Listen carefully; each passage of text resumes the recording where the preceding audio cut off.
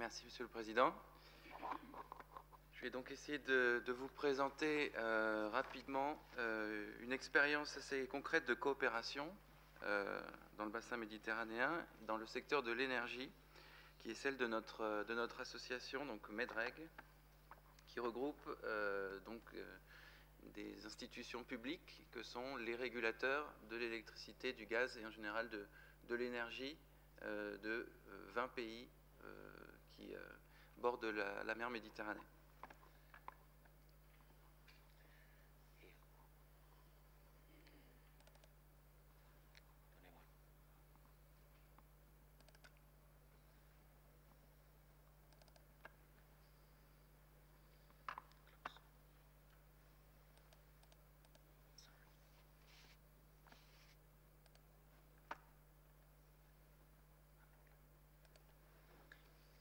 Voilà. Donc, tout d'abord, peut-être quelques éléments sur l'organisation de cette association, sur ses objectifs et sur sa composition. Il s'agit tout d'abord d'essayer de concilier les différents défis qui se posent aux acteurs de l'énergie dans le monde méditerranéen et de concilier principalement trois grands éléments, trois grands sujets qui se posent, qui sont interdépendants, c'est-à-dire l'augmentation du besoin d'énergie, de la demande dans l'ensemble de la région, le besoin par conséquent aussi en infrastructure pour acheminer cette énergie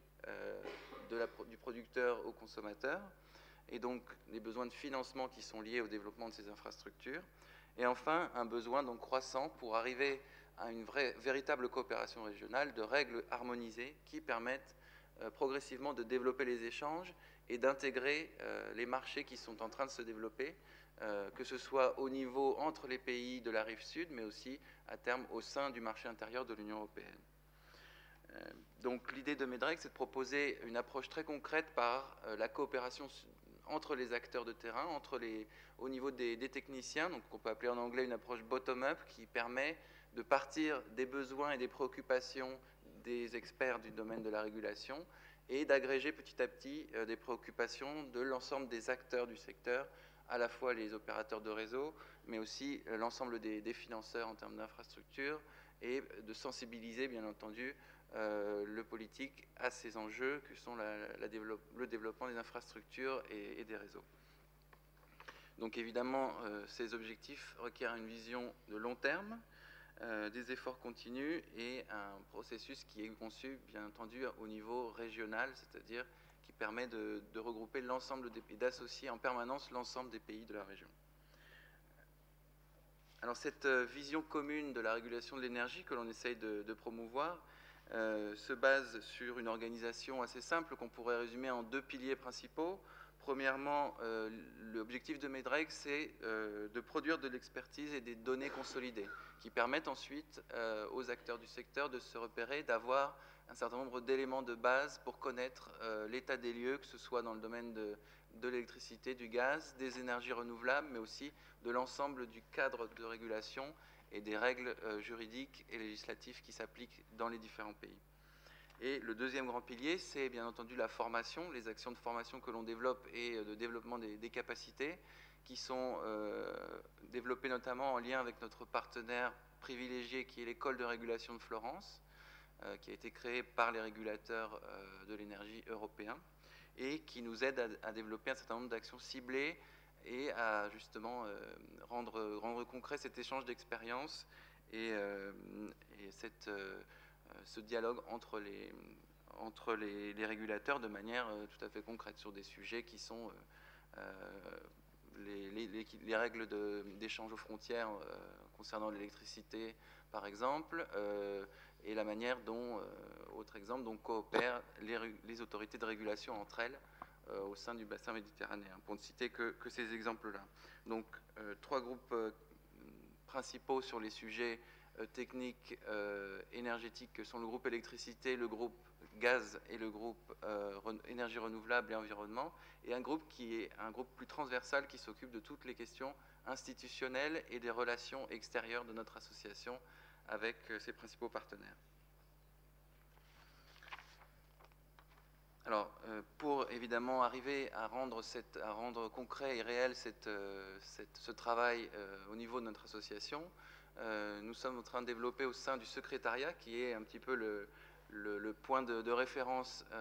pour tous nos membres et pour tous nos partenaires, qui est basé à Milan, que je représente aujourd'hui comme senior manager du secrétariat,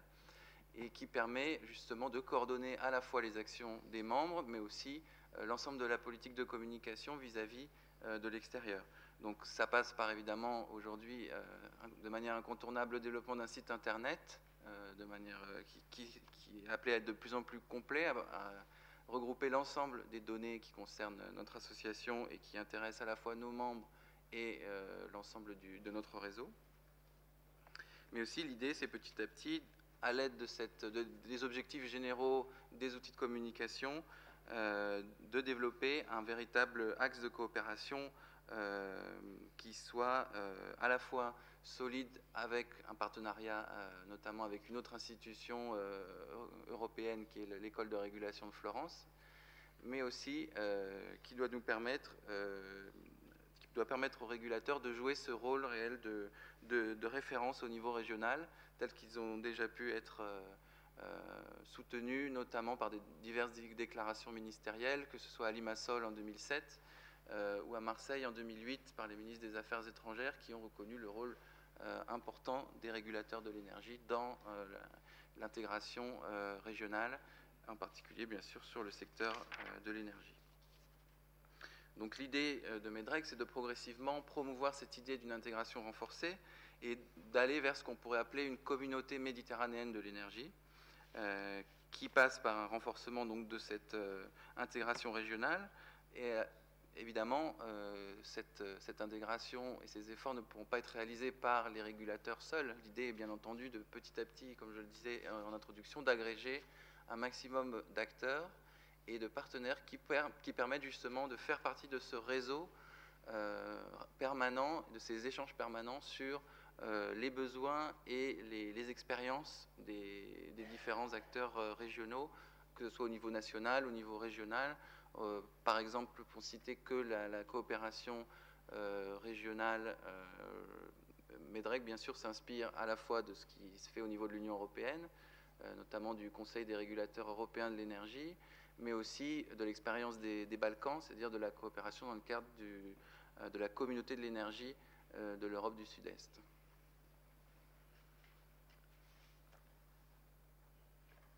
Voilà, donc je parlais du développement du réseau. Concrètement, quelles peuvent être les différentes étapes de la constitution de ce réseau et de son développement?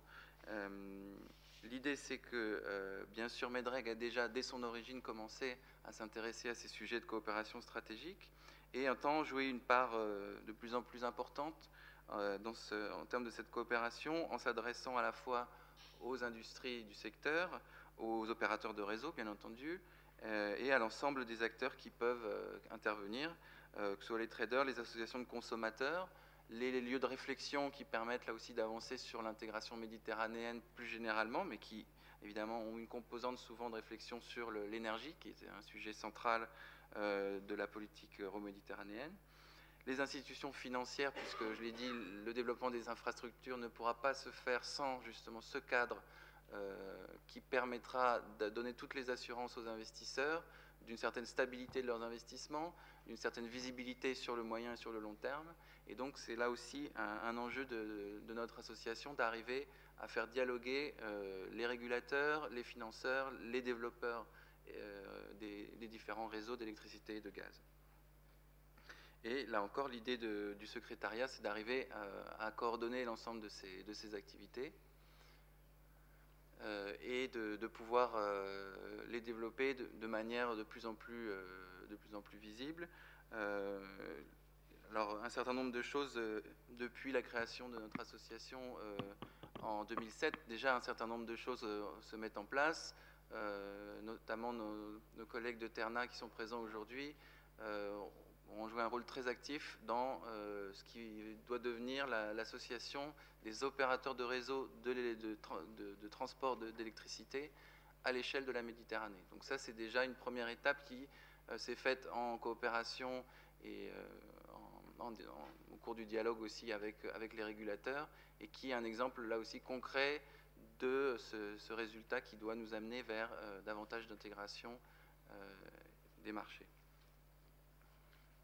Quelques mots sur le plan d'action, là aussi qui doit permettre de rendre notre action plus visible et donc de faire connaître pour pouvoir être là aussi plus efficace et pour pouvoir s'adresser aux interlocuteurs qui nous intéressent et qui sont les plus à même de nous aider. Je ne vais pas rentrer dans les détails parce que le plan d'action est détaillé dans notre brochure qui est présentée sur la table à l'entrée. Vous trouverez en anglais les informations qui concernent principalement la structure de l'association, ses objectifs et ses différents travaux les plus récents. Et bien entendu sur le site internet, puisque là se retrouve l'ensemble des publications, des documents qui sont les documents définitifs approuvés par notre organe exécutif qui est l'Assemblée Générale, qui se réunit 2 fois par an, et qui nous permet, à partir du site internet, de diffuser cette information, cette expertise qui se constitue au fil des ans. Donc là aussi, pour ne citer que quelques exemples, donc j'ai mis un certain nombre d'exemples de coopération avec les principales institutions européennes et euroméditerranéennes, hein, que ce soit donc bien sûr la Commission européenne et le Parlement européen, avec lequel on essaye de travailler et dont la commission ITRE a reconnu l'importance du travail de notre association pour les années à venir. L'Assemblée parlementaire de la Méditerranée, avec laquelle on développe de plus en plus d'actions et de conférences notamment. Et bien sûr, l'ensemble des différents acteurs du secteur. Alors, je les ai mis en abrégé, mais il s'agit à la fois des associations de régulateurs européens pour le C2ER. L'ICER, c'est la plateforme mondiale des associations de régulateurs qui a été créée en 2009 et qui permet là aussi de porter la coopération des organes de régulation au niveau international, intercontinental. L'Observatoire méditerranéen de l'énergie, MEDELEC, qui est la plateforme de coopération de l'ensemble des industriels du secteur de l'électricité, ainsi que d'autres plateformes de coopération. Et alors peut-être pour terminer, j'avais 3 propositions très concrètes pour essayer peut-être de lancer un débat, une discussion, et en tout cas de donner quelques éléments de réflexion sur quels sont les sujets que notre association est amenée à promouvoir et en quoi ils peuvent être intéressants aussi dans le cadre de ce débat. À l'origine de cette coopération en matière énergétique était la plateforme REMEP qui a été lancée ici même en 2003 par les ministres de l'énergie et qui visait à fournir justement un soutien technique à l'ensemble de la coopération dans le secteur de l'énergie, dont bien entendu la coopération entre régulateurs, et qui a servi un peu de base au développement de notre association. Malheureusement, cette plateforme a connu un certain nombre de vicissitudes qui n'ont pas permis sans doute d'être aussi visible et aussi de se constituer de manière aussi forte qu'elle aurait pu. Et donc, l'idée des régulateurs méditerranéens, là aussi, c'est de pouvoir essayer de relancer ce processus de coopération et de pouvoir justement avoir ce soutien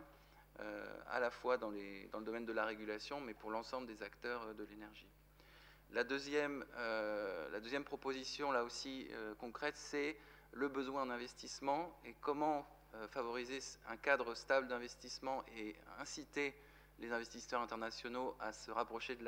du bassin méditerranéen et y investir pour le long terme. C'est peut-être en créant un organe qui soit, là aussi, qui apporte cette garantie et qui pourrait être une banque méditerranéenne d'investissement